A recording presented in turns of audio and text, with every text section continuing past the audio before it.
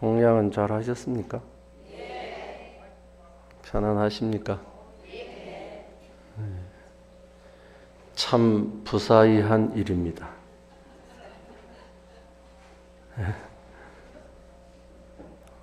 오후 법문은 부처님의 부사의한 법에 대한 법문.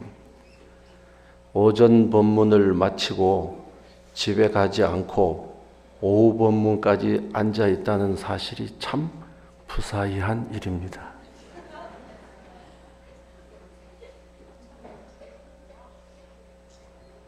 이렇게 욕을 해도 그냥 미소로 답하는 이 상황도 참 부사의한 일입니다.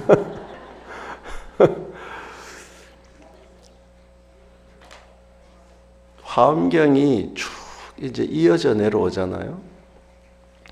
각 품의 품명만 이해해 가도 흐름이 다 나오죠.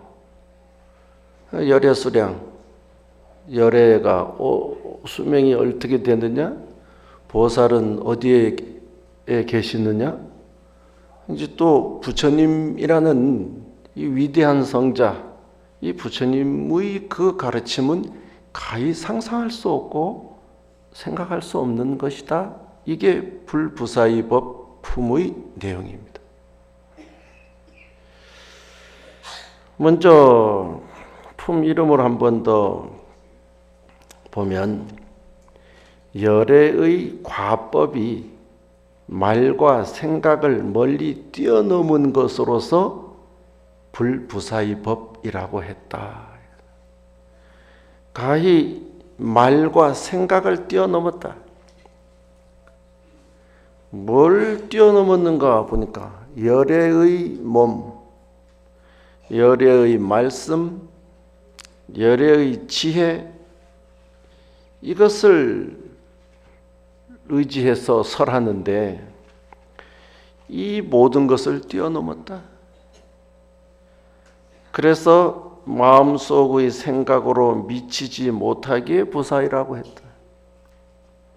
또한 범부의 말 표현으로 미치지 못하기에 부사의라고 했다. 부처님의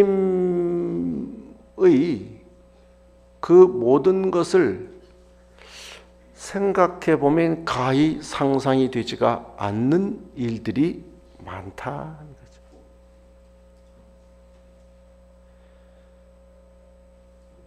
부처님의 법은 가히 헤아릴 수 없고 사량할 수 없고 분별할 수 없고 표현할 수 없고 그 정도의 어마어마한 내용이다.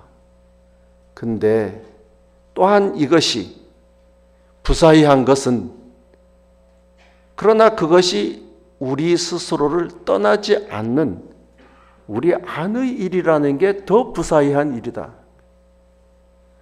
이렇게 부사의하니 그건 부처님의 것이고 우리 것이 아닌 게 아니라 부처님이 그러한데 그것이 또한 우리 것이라는 게 부사의한 일이다.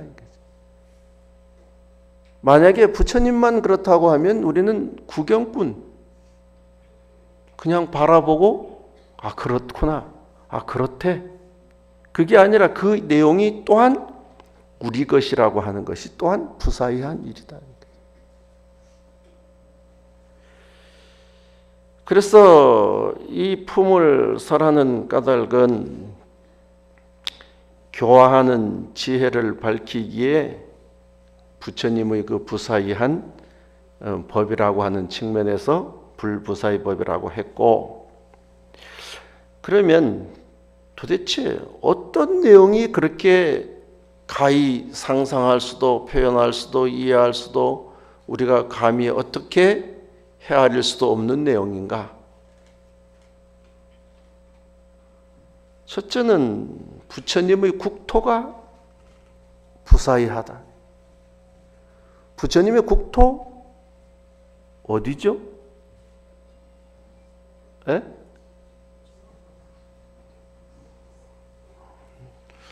오전에 온 신도들하고 오후에 온 신도들하고 다른가 봐요. 에?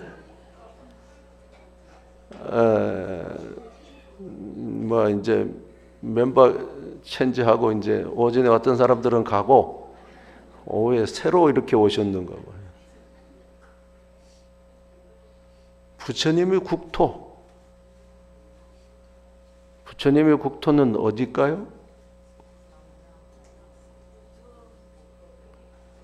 여기. 지금 여기 우리가 부처님의 국토에 있는 겁니다. 어떨 때? 부처님의 가르침을 내 안에 함께 하고 있을 때 내가 부처님의 국토에 머무는 것이에요.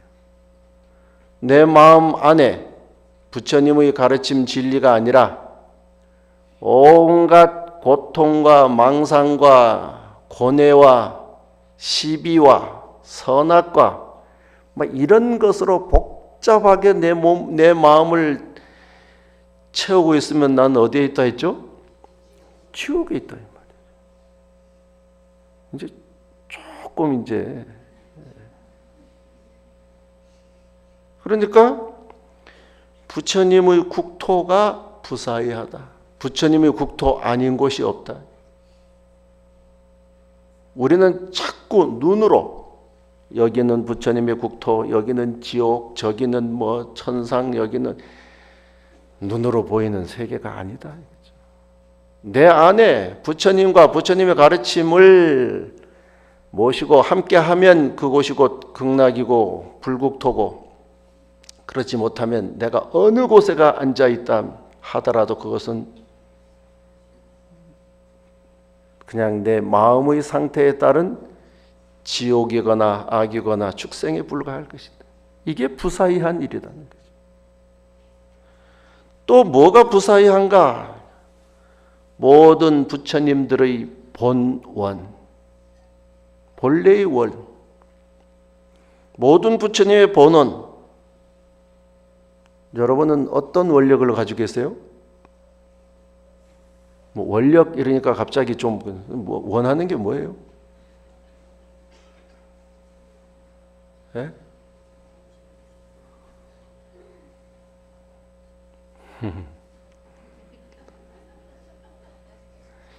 집에 갔는데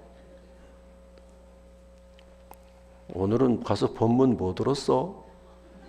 만약에 집에서 누군가가 묻는다면 여러분은 이렇게 답할 것입니다.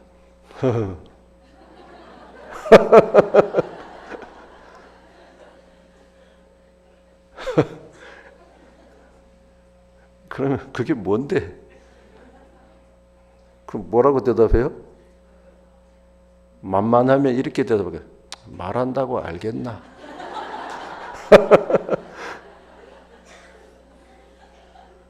근데 묻는 쪽이 조금 세면 듣긴 들었는데 내가 전달을 다 못하겠어. 뭐 이 정도. 그나마 안 물어주면 굿. 참 이거 어쩌려는지 모르겠어. 원하는 것이 뭐냐고 물어도 지금 말을 못하잖아요. 말을 못하는 이유 첫 번째, 하도 많아서 뭘 얘기를 해줘야, 두 번째, 뭐 얘기한다고 이루어주겠나?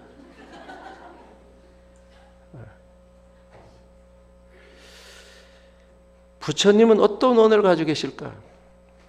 그러면 잘 아는 아미타불은 어떤 원력을 가지고 계시죠? 법장비구로 계실 때 48대원을 세워서 나무아미타불 한 번만 불러도 그냥 극락으로 다 인도하겠다 하는 원력 48가지를 가지고 계시잖아요. 부사의한 일입니다. 보현보살도 10가지 행원을 가지고 계시잖아요.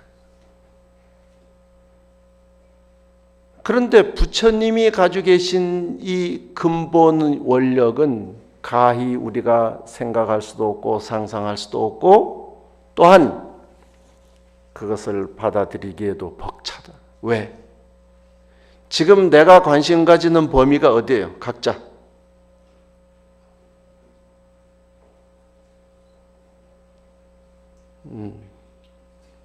무념무상. 적어도 내가 관심 가지는 것이 우리 가족이죠. 우리 가족이 안 건강해야 되고, 우리 가족이 오래 살아야 되고, 우리 가족이 출세해야 되고, 우리 가족이 돈을 벌고, 우리 가족이 이렇게 지금 똘똘 뭉쳐 있는 그 원력의 크기를 가지고 모든 중생을 다 섭소하고 보살피는 부처님의 원력을 이해하려고 하니 벅찬, 불가사의한, 부처님의 근본 원력은 불가사의하다는 것이 내용도 내용이지만 우선 우리가 접근하는 내 마음의 크기가 한정되겠다. 또 어떤 게 부사의한가?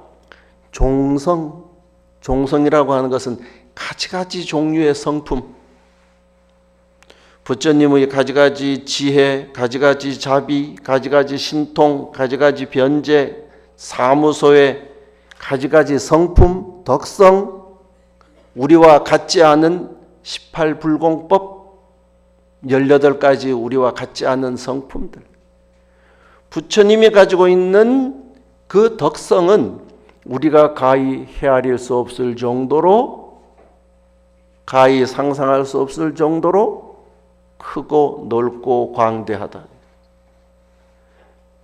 이 중에 제가 하나 봤어요. 18가지의 중생과 같지 않는 것, 그 중에 한 3가지가 있는데 뭐냐면 삼념주라는 것이 있는데, 그게 뭔가 하면 모든 중생이 부처님을 받들고 따르더라도 기쁜 마음에 흔들리지 않고 항상 바르게 알고 바르게 생각하는 분. 우리 주변에 한번 보세요. 조금만 옆에서 예쁘다, 마음씨도 예쁘고 하는 일도 예쁘고 뭐하고 하다고 칭찬을 살짝만 해놓으면 죽는 줄 사는 줄 모르고 일을 하잖아요. 주지 스님들이 신도들한테도 우리 이 신도 같은 분이 없다고 그냥 아이고 참 감사하다고 막 이 소리를 하시고 나서 그 소리를 듣는 순간 그 신도는 몸이 으스러질 정도로 어떻게 해요? 봉사를 해요, 안 해요? 홍법사는 잘 안 하는 것 같아. 그잖아요. 근데 부처님은 모든 중생이 부처님을 받들고 따르더라도 그런다고 해서 우쭐하지 않는다. 두 번째는 모든 중생이 부처님을 믿지 않고 비방하더라도 불안한 마음에 흔들리지 않고 항상 바르게 알고 바르게 실천한다. 주지 스님이 어떤 신도를 보고 그 신도 좀 이상한 것 같아? 뭐라고 말은 할 수 없지만 이렇게라도 한마디를 어느 자리에서 했다라는 소리를 풍문으로라도 들었다. 그 신도는 그 절에서 볼 수 있을까요? 없을까요?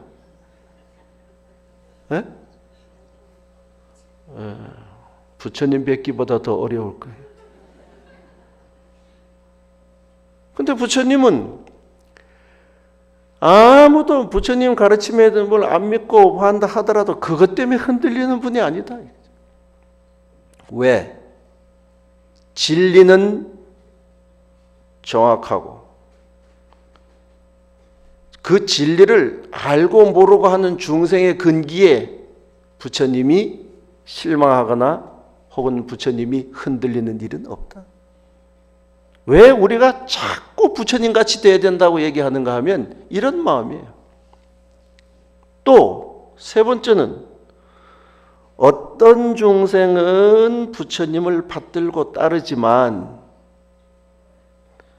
또 어떤 중생은 믿지 않고 비방하더라도 그 기쁜 마음과 불안한 마음에 흔들리지 않고 항상 바르게 알고 바르게 생각하기. 이게 부처님 덕성이라는 거예요.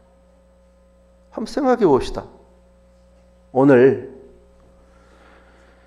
이렇게 앉아서 법문을 듣는데 제가 똑바로 앉아서 똑바로 막 이래 가면서 법문 듣는 태도가 그게 뭐예요? 이러면서 막 얘기를 한마디라도 했다. 그러면 저 문을 나가면서 여러분들이 내뱉는 말은 무슨 말일까요? 아, 오늘 법문 참 잘 들었다. 이런 말을 할까요? 그 스님 참 희한하네. 내가 똑바로 앉아 있었는데 저 구석에서 누가 흐트르게 앉아 있었겠지. 지금까지 화엄살림 법문 다니면서 저런 또 얘기도 또 처음 들어보네. 궁시렁궁시렁 하면서 나는. 그러면 이제 내년에는 화엄살림 오기가 쉽지 않겠죠. 부처님의 덕성, 부처님의 종성, 부처님의 성품은 가지가지가 있는데 부처님은 칭찬에도 흔들리지 않고 비방에도 흔들리지 않고 때로는 칭찬과 비방이 교차한다 하더라도 거기에 흔들리지 않는 덕성을 가지고 있다. 우리는 어떤 덕성을 가져야 된다는 거예요? 부처님의 덕성을 가져야 된다는 얘기인데 그러면 우리도 그런 마음을 배우고 가요. 이게 부사이한 일이에요. 부처님의 부사이한 일이에요. 또한 무엇이 부사이한 일인가? 부처님이 이 사바세계에 오신 것이 부사이한 일이에요. 그렇게 생각하세요? 어떻게 그렇게 생각하세요? 부처님이 전생에 자타카라고 얘기하죠. 본생담을 보면 수없는 과거 전생에 수많은 몸을 나눠서 수행을 하시죠. 그래서 그 본생담, 즉 자타카를 읽어보면 동화 같은 얘기들, 그 속에 의미가 담겨져 있는 얘기들이 쭉 나옵니다. 그리고 마지막에 이 사바세계에 오시기 위해서 도솔천 내원궁에 계실 때 내가 어디에 태어나야 하지? 하고 태어나실 곳을 가려요. 자, 사람의 몸을 받는다는 것은 두 가지가 있는데 하나는 업으로 받습니다. 이걸 업생 이렇게 얘기를 합니다. 근데 똑같이 사람의 몸을 받아도 원력을 가지고 태어나면 원력생이라고 얘기를 합니다. 이 사바세계에 인간 몸을 받아서 오는데도 두 종류가 있다는 거예요. 지은 업의 결과로서 업풍에 밀려서 본인 의지하고 상관이 없이 오는 사람이 있는가 하면 분명한 자기 소신, 자기 결정. 내가 이 사바에서 세계에서 내가 할 일이 있어. 내가 이번 이 사바세계에 가서는 이 일을 하고 와야지 하고 원력으로 이 세상에 오는 사람이 있다는 것이. 여러분 뭘로 왔죠?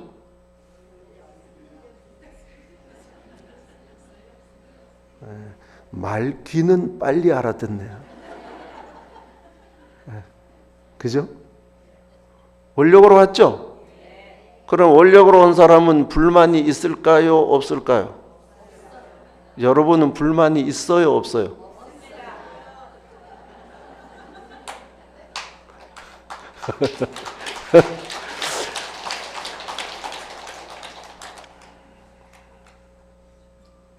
저 뒤에서 이렇게 말하면 또 세상에 불만 없는 사람이 어디 있노? 불만이 있어요. 원력으로 와도 불만은 있어요. 왜? 이 중생을 제도하려고 왔는데 이 중생이 말을 안 들어가지고 그런 불만이겠지. 뭐 스스로에 대한 불만이겠어요? 어쨌든 한 부처님이 이 사바세계에 몸을 놔둬 출현하신다고 하는 것은 부사의한 일입니다. 가히 생각할 수 없는 일입니다. 그러면 이 세상에 출현하신 것만 부사의한 일인가? 아닙니다. 부처님의 몸도 부사의한 일입니다. 이 몸이 뭐가 부사의한가? 제가 그래서 이 불부사의 법 품의 한 구절을 한번 읽어보겠습니다. 다 같이 합장을 하시고, 부처님께 10가지 법이 있어 무한한 법계에 두루하신다. 이른바 부처님께서는 끝없이 청정한 몸이 있어 온갖 갈래에 두루 들되 집착하지 않으시고, 끝없이 막힘없는 눈이 있어 온갖 법을 확실히 아신다. 끝없이 막힘없는 귀가 있어 온갖 음성을 통달하시고, 끝없는 코가 있어 부처님의 자제하신 피 안에 이르신다. 큰 혀가 있어 미묘한 음성을 내어 법계에 두루하시며, 끝없는 몸이 있어 중생심에 응해서 다 볼 수 있게 하신다. 요까지입니다. 이게 지금 불부사의 품의 내용입니다. 부처님의 몸, 귀가 있다는 것도 부사의 한 일이고, 눈이 있다는 것도 부사의 한 일이고, 입이 있어서 말을 할 수 있다는 것도 부사의 한 일이고, 여러분 신기하지 않습니까? 제가 말하는 것도 신기해요. 네? 신기하죠? 얼마나 알고 저렇게 얘기할까 신기하지 않아요? 근데 더 신기한 건 그걸 듣고 앉아서 웃고 있는 여러분이 더 신기해. 야, 이 부사의한 일이 이게 진짜 이거 어떻게 설명을 해야 될까요? 내가 군법사를 할 때 고아원을 내가 거의 매일을 갔습니다. 강릉비행장 근무할 때. 고아원에 가면 기어다니는 애부터 기어다니지도 못하는 애, 그리고 초등학생까지가 그 있어요. 그 있는 애, 눕혀져 있는 기어다니지도 못하는 그 애를 들여다보고 제가 이랬습니다. 웃으면서, 아이고 이놈의 자식 나쁜 놈, 이건 너. 표정으로는 굉장히 이렇게 웃으면서 말로는 욕을 했어요. 그러면 이 애가 울을까요? 웃을까요? 알죠? 부사의한 일이라니까. 그렇지 않아요? 막 성질을 낸 것처럼 목소리를 높여서 막 얘기를 하지만 그 내용이 위해 주는 거라고 생각하면 그 듣는 그 아이가 웃어요. 이거 어찌 감히 설명이 안 돼. 부처님의 몸도 부사의한 일이고 부처님의 음성도 부사의한 일이에요. 지금 듣고 앉아있는 여러분이 이런 의심을 할 수 있어요. 지금 저 경 내용 맞나? 맞아요. 아니 화엄경을 읽어보시면 나온다고 이게 다. 음성이 왜 가히 부사의한 일인가? 대만 불광산사를 가면 정토동굴이라고 있습니다. 정토동굴을 딱 들어서면 한쪽은 온갖 동물들을 다 모양으로 해서 부처님을 향해서 법을 듣는 그 인형처럼 꾸며놨어요. 네? 한쪽은 온갖 사람, 여기서 온갖 사람이라고 하는 것은 흑인, 백인, 황인, 사람들을 다 거기에 모형으로 만들어서 부처님 법을, 부처님을 향해 있는 모습을 연출을 해놨어요. 부처님의 음성은 동물의 종류를 가리지 않고 사람의 인종을 가리지 않고, 경전에도 보세요. 경전이 항상 설해질 때는 어떻게 설해져요? 여시아문 하사오니 일시에 불이 제 사위국 뭐 기수국고덕원 여대 비구중 천이백 이런 식으로 나가잖아요. 이건 이제 육하 원칙으로 나가는데, 거기에 보면 항상 그 법회 회중에 모인 청중을 얘기를 해놓죠. 청중을 가만히 보면 사람만 있나요?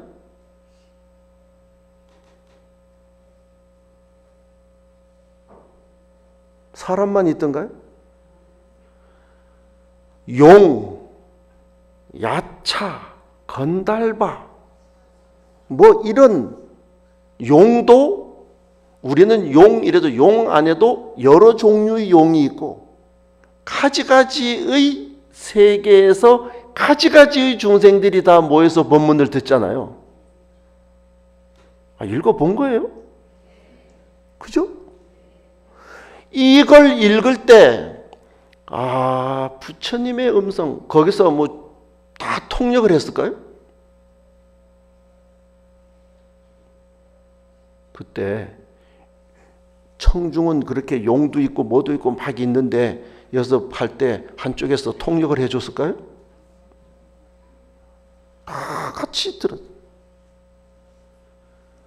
그러니까 부처님의 음성이 부사의한 것이에요. 그런 생각 해보셨습니까? 음성이 부사의하다. 그리고 표현하지 못하는 것이 없고 모든 중생을 즐겁게 하는 그 음성의 부사의함. 이것이 부처님의 가히 상상할 수 없는 힘이라는 거예요. 그뿐만 아니라 지혜가 부사의해요. 지혜. 도대체 부처님은 지혜가 얼마나 밝으셔서 화엄경만 하더라도 여기에 출연하는 그 대중이 도대체 얼마며, 세계가 도대체 얼마며, 아마 어제 내지는 그저께에 보면 한 세계가 있는데 그 세계의 한 겁이 그 다음으로 넘어가면, 그 다음 세계로 넘어가면 하루가 돼. 예?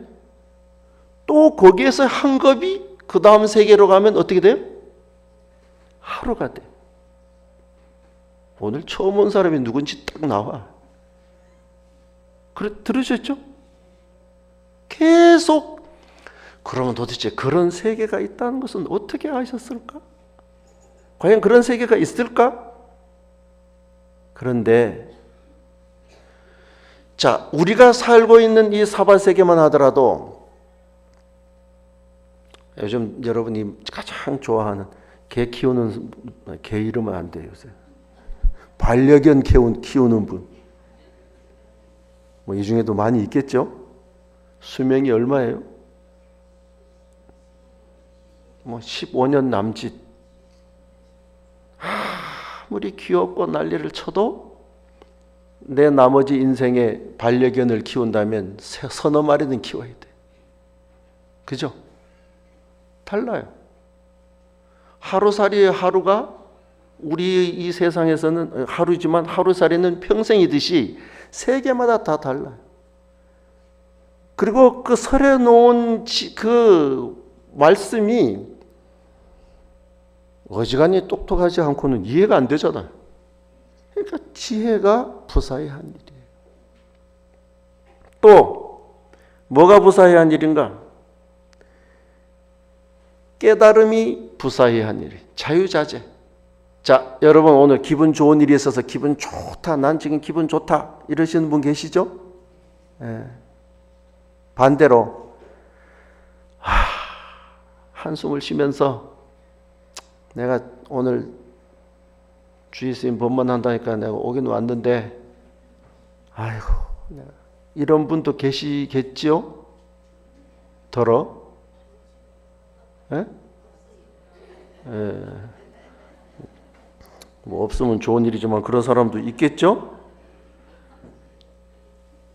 우리는 기분 좋으면 좋아서, 기분 나쁘면 나빠서, 도깨비는 기분이 날이 흐리면 흐린 대로, 맑으면 맑은 대로 뭐 어쩌고 이렇게 얘기를 하지만 우리는 좋은 날은 확실히 좋은 날이고 안 좋은 날은 어떤 날이에요? 확실하게 안 좋은 날이고. 그러니까 맥히잖아요. 그래서 우리가 좌충우돌이라는 게 바위가 있어서 부딪히는 게 아니라 내 감정이 이 날은 이렇게 부딪혔다, 저 날은 저렇게 부딪혔다, 이게 좌충우돌입니다. 그런데 부처님은 자유자재. 왜 자유자재 하실까요?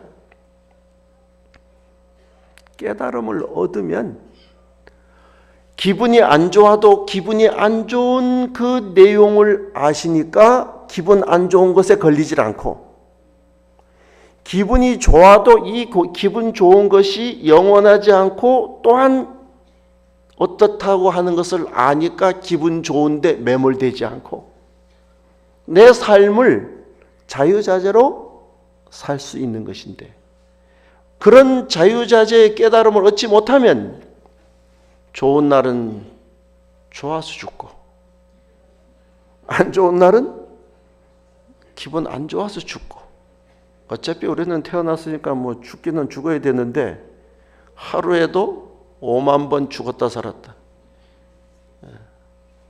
우리 의식 속에는 일일 일야 만사 만세, 10,000번 죽었다 10,000번 살았다.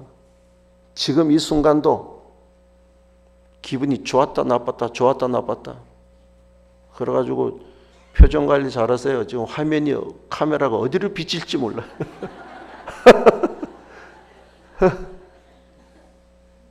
이 자유자재가 부사해한 일이에요. 자유자재만 부사해한 일이 아니라 무에 또한 부사해한, 어디에 걸리질 않아요. 이사무에법계, 사사무에법계, 이 둘을 다 해서 원흉무에, 어떤 것에도 부처님은 거기에 걸려서 힘들어 하시질 않는다. 이게 부사해한 일이라는 거예요. 또한 탈중생, 해탈, 이런 부처님의 10가지 알 수도 없는 이 부사해한 것을 알기 위해서 우리는 뭘 봐야 되는가? 다시 부처님의 생애를 한번 들여다볼 일이. 부처님의 생애 다 읽으셨을 줄로 압니다. 부처님은 어디서 오셨어요? 네?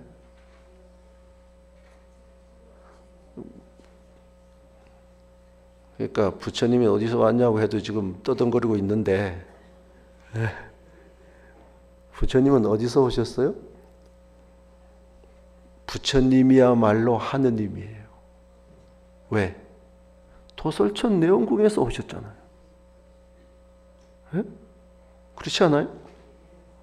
코끼리 타고, 흰 코끼리를 타고 오셨잖아요. 알아요? 몰라요? 그러면 부처님이 진짜 어디에요? 하느님이에요. 하늘에서 오신 분이에요. 맞아요? 왜 그렇게 확신이 없어? 맞잖아요. 근데 우리가 부처님을 생각할 때 그냥 무슨 시달 태자로 오셨다, 태자로 오신 게 아니고 그야말로 자유자재한 그분이 하생, 하늘로부터 이 사바세계에 오신 것이, 이것도 부사의한 일이에요.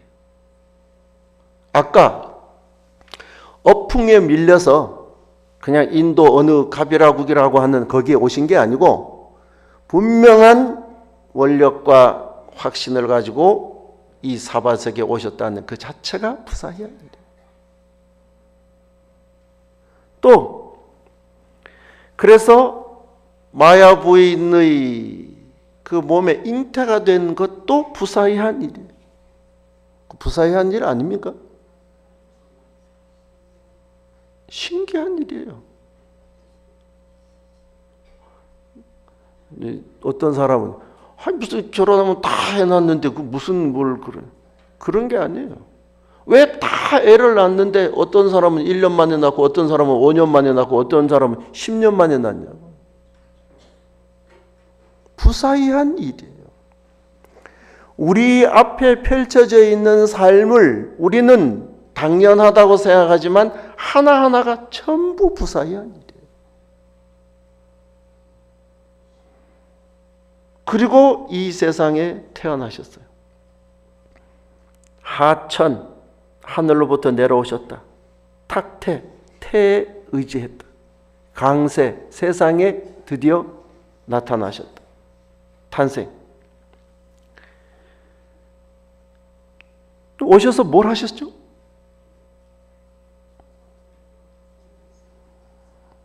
이제 이미 오셨고 출가를 하셨어요.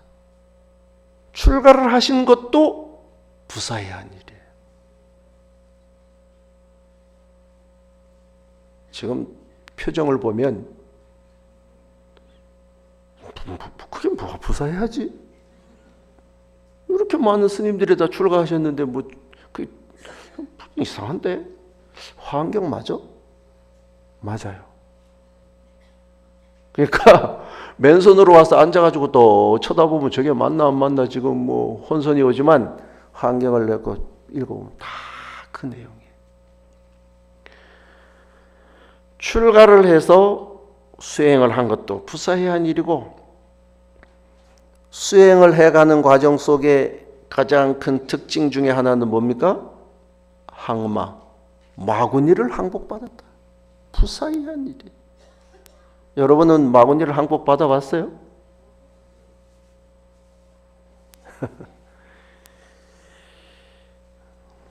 자, 우리는 이 항마, 이것이 뭐냐면 자기 자신과의 싸움이에요. 여러분은 여러분 자신과의 싸움을 해봤습니까? 뭘 가지고 해보셨어요? 예? 우리 보살님들은 제일 많이 한 것이 다이어트. 해봤잖아요. 끝까지 싸워봤잖아요. 이겼어요, 졌어요? 대답 안 해도 다 보여. 네. 싸워서 자기 자신을 이긴다는 건 너무너무 어려운 일이에요. 우리 남자분들은 뭘 가지고 싸워봤을까요? 담배, 술. 치열하게 싸워봐. 내가 3년을 끊었는데 도저히 내가 이 스트레스 받아서 내가 다시 피웠습니다. 자기와의 싸움. 그런데 이 항마라고 하는 것이 왜 자기 자신과의 싸움인가? 부처님께 제자들이 물었어요. 악마 이런 얘기를 많이 하는데 무엇이 악마입니까? 부처님이 말씀하셨어요. 오온이 악마니라. 오온이 뭐예요? 색, 수상, 행식. 색, 수상, 행식이 악마다. 왜 색, 수상, 행식이 악마인가? 다이어트를 왜 못해요? 첫째는 색이 가만 놔두잖아. 몸이 목에서 자꾸 간질거리고 배에서 자꾸 땡기니까, 그 다음에 수상행식, 마음이 요동쳐. 다이어트의 법칙. 다이어트는 언제부터 하는 거죠? 내일부터 하는 거. 절대 다이어트는 오늘부터 하는 게 아니에요. 내일부터 하는 거예요. 이 싸우는 거예요. 이 싸움에서 이긴다는 건 굉장한 일입니다. 또 공부 좀 해보려고 하는데 안 되죠. 죄송합니다. 잘 됐는데 내가 안 되지 하고 속단을 해서. 그러면 잘 되는 사람 빼고 안 되는 사람은 왜 안 될까요? 게으름. 좀 앉아서 좀 책 좀 보려고 하면 몸이 싹 옆으로 눕혀. 이게 나는 좀 해보려고 하는데 좀 앉혀놓으면 몸이 조금 앉았다 보면 옆으로 싹 눕혀. 뭐 그까지 눕히는 것까지는 좋은데 그 다음에 뭐예요? 영혼을 싹 가져가 버려요.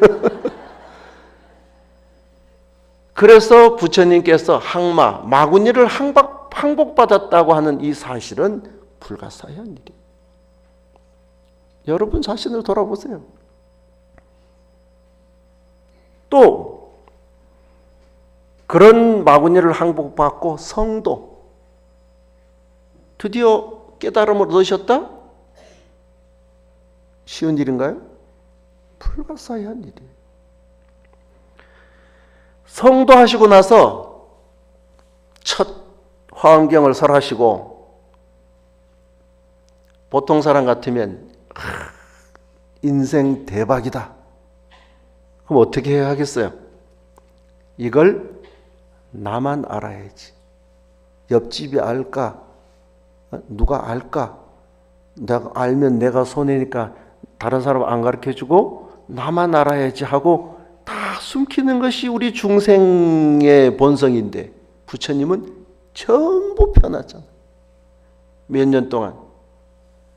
45년 동안 설할 만큼 다 설하시고도 마지막 열반에 드실 때 그때 찾아온 제자들에게도 마지막까지 하신 말씀은 지금도 궁금한 것이 있다면 물어라. 물어라.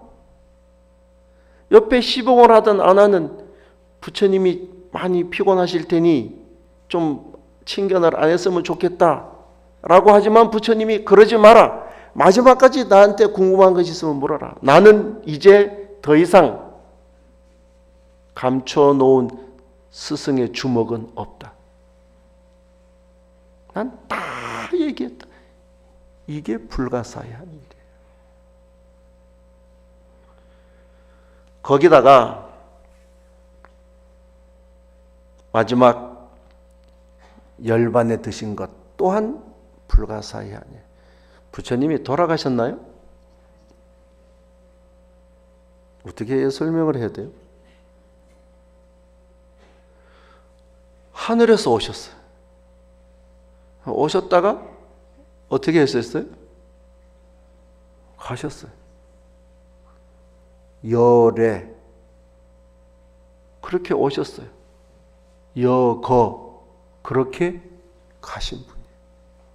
왜 죽음이라고 하는 표현으로 하면 안 되는가 하면 법화경에서 얘기하고 있죠. 부처님께서 중생들에게 죽음의 모습을 보이신 것은 진실입니까? 방편입니까? 방편이잖아요. 왜? 내가 계속 이렇게 있으면 중생들이 항상 부처님이 계신다고 하는 그 마음에 안도해서 공부를 안 한다는 거예요. 그러니 내가 80이라고 하는 일기로 다시 돌아가는 모습을 방편으로 보이신 것이지 할 수 없어서 능력이 없어서 그 모습을 보이신 것이 아니다 라고 말씀하셨어요. 그러니까 여기서 얘기하고 있는 열반이라고 하는 내용조차도 뭐라고 얘기하죠? 희유한 일이고 불가사의한 일이에요. 이렇게 부처님은 불가사의한 분이시며 동시에 불가사의한 법을 펼치신 분이에요. 참 불가사의하다. 어찌하여 우리가 그 내용을 다 헤아릴 수 없을까? 부처님의 그 가르침, 부처님의 진리를 내가 어떻게 이해를 해야 될까? 근데 뭐가 불가사의한 일인가, 뭐가 불가사의한 일인가를 계속 참고해 들어가면 마지막에 가서 무엇이 알 수 없는 일인가 라고 찾아보면 뭐가 가장 불가사의한 일일까요?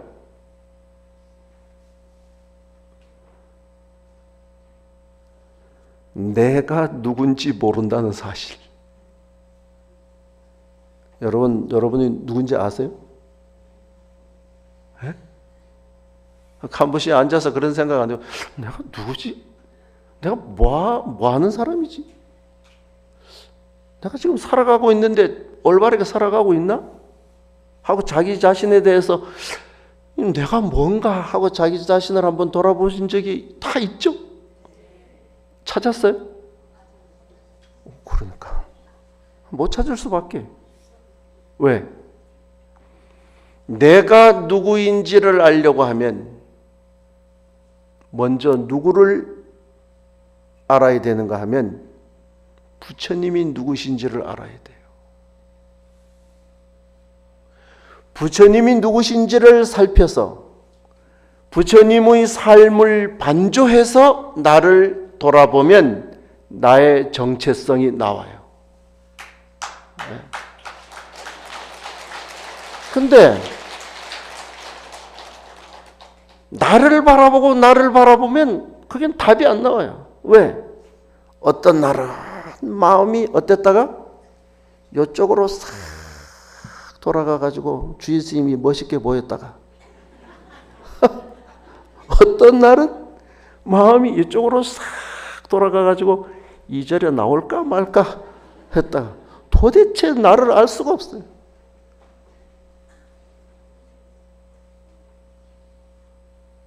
어떤 날은 남편이 그렇게 예쁘고 그렇게 왜 웃어요? 아닌 거 알아요. 그 다음에 할 거라고, 그 다음에. 그러니까 오늘은 저렇게 예뻤는데 하루는 또 쳐다보니까 밥 먹는 모습조차도 미워 죽겠다. 그 남편이 뭐라 하나? 쳐다보는 내가 어때? 요랬다, 저랬다. 요랬다, 저랬다.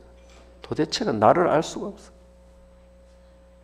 그러니까 나를 제대로 보려면 그 나를 반조해 볼 수 있는 기준, 나를 비춰 볼 수 있는 거울, 나를 헤아려 볼 수 있는 스승인 부처님을 이해해야 돼요. 그리고 그 부처님의 삶을 나의 삶에 빗대어서 내가 부처님의 삶이 이러하실진데 내 삶이 이러하다면 나는 어떤가? 라고 부처님을 비춰서 나를 바라볼 때 비로소 내가 거기에서 보인다. 저는요, 요즘 시간만 나면 기독교 텔레비전의 뉴스를 봅니다. 어떻게 생각하세요? 그 뉴스를 통해서 나는 내가 지금 뭘 어떻게 해야 될 것인지에 대해서 더 확실해지는 것을 느끼고 있어요.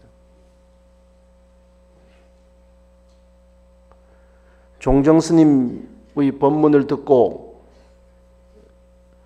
미국의 한 박사 한 분이 그런 얘기를 했죠. 부처님이 없이는 내가 온전한 크리스찬이 될 수 없었다. 그와 마찬가지로 내가 부처님이라고 하는 그 내 신앙의 대상인 그분이 어떤 분인지를 명확하게 내가 이해하지 않고는 나라는 존재는 그저 탐진치에 물든 한 중생일 뿐 더 이상 나를 변화시킬 수 있는 어떤 기회도 얻을 수 없다. 따라서 내가 나다우려고 하면 먼저 이 부사이한 부처님의 삶, 부처님의 가르침을 알고 깨달아야 돼. 이게 불부사의 법 품의 핵심입니다.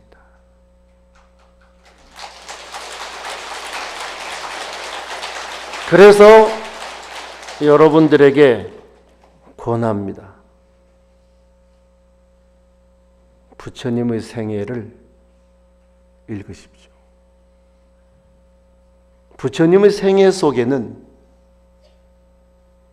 상황 우리 삶과 같은 상황마다의 대처하는 지혜가 그 속에 있고, 먼 얘기가 아니라 가까운 우리와 비슷한 정황들이 그 속에 다 담겨져 있습니다. 그래서 부처님의 생애를 분명히 이해하고 내 것으로 받아들일 때 그 부처님을 통해서 내가 어떤 존재인지를 또한 명확하게 알 수 있는 길이 나온다. 이걸 알 때 이것이 부처님의 부사의한 법을 아는 사람이 된다. 여기까지 말씀드리고 마무리하겠습니다. 아미토.